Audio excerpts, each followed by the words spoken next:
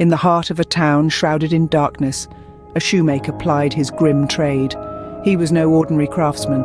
His materials were as macabre as his intentions. His hands, hardened by time and toil, stitched together the finest shoes in town from the very skin of his enemies.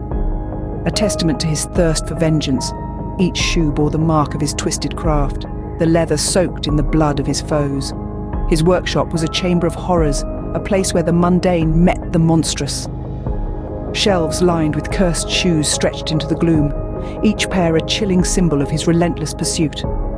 The victims of his vengeful craft, those who dared to don his creations, were often plagued by nightmares, their sleep haunted by the relentless pursuit of the shoemaker. The shoemaker, a grim figure working by the flickering candlelight, had an uncanny ability to read people. He could discern their darkest secrets, their deepest fears, and he used this knowledge, not for empathy but to fuel his revenge, stitching together the horrors of his past into every pair of shoes he made. His eyes, gleaming with a malevolent light, betrayed a heart consumed by the desire for vengeance. The silence of his workshop was eerie, broken only by the haunting whispers of his victims. Their voices carried on the cold night air. Each stitch, each hammer blow was an echo of his own torment, a reflection of the pain he sought to inflict.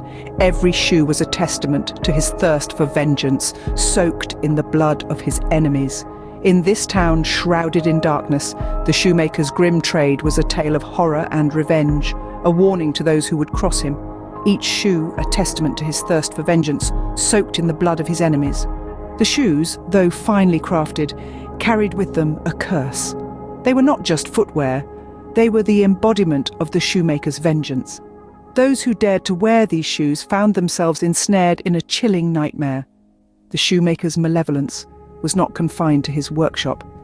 It spilled over into the lives of his customers. They would wake up sweating in the dead of the night, haunted by the relentless pursuit of the vengeful shoemaker. Their dreams were filled with the horrors of his past, stitched into every pair of shoes they wore. The whispers of his victims echoed through the eerie silence of his workshop, adding to the terror. The customers unknowingly became the shoemaker's victims, trapped in his cycle of revenge. Their darkest secrets were exposed, worn on their feet, woven into the cursed shoes. Every step they took, every path they walked was a testament to the shoemaker's gruesome past. His customers were his victims, their darkest secrets worn on their feet. But every tale of darkness has an end, and so too did the shoemaker's reign of terror. In the heart of the town, the macabre shoemaker had built his empire, a fortress of fear and torment. Yet, as the saying goes, every castle built on sand is destined to crumble. And so it was with the shoemaker. His malevolent reign was not to last forever. A day came when the townsfolk, tormented by the nightmares that came with each pair of shoes, decided to rise against the grim figure. They rallied, their hearts filled with courage, their spirits ignited by the burning desire to end the shoemaker's reign of terror. The shoemaker, consumed by his thirst for vengeance, was blind to the storm brewing outside his workshop. He continued his grim work, stitching together the horrors of his past into every pair of shoes, oblivious to the impending doom. The revolt was led by a woman, a victim of the shoemaker's curse. She had the courage of a lioness and the heart of a warrior. She knew the shoemaker's secrets, his strengths and his weaknesses. She rallied the townsfolk, leading them into the shoemaker's chamber of horrors. The shoemaker, taken by surprise, was powerless against the collective might of the townsfolk. His workshop, once a place of terror, was now a battleground.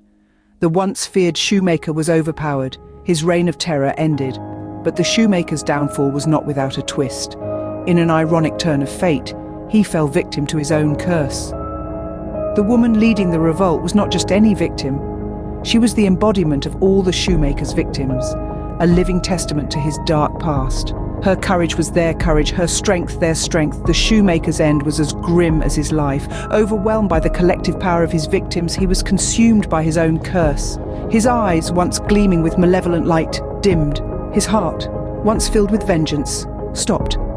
And thus, the shoemaker's tale ended, leaving behind a legacy of fear, nightmare-laden shoes, and a town forever marked by his dark craft.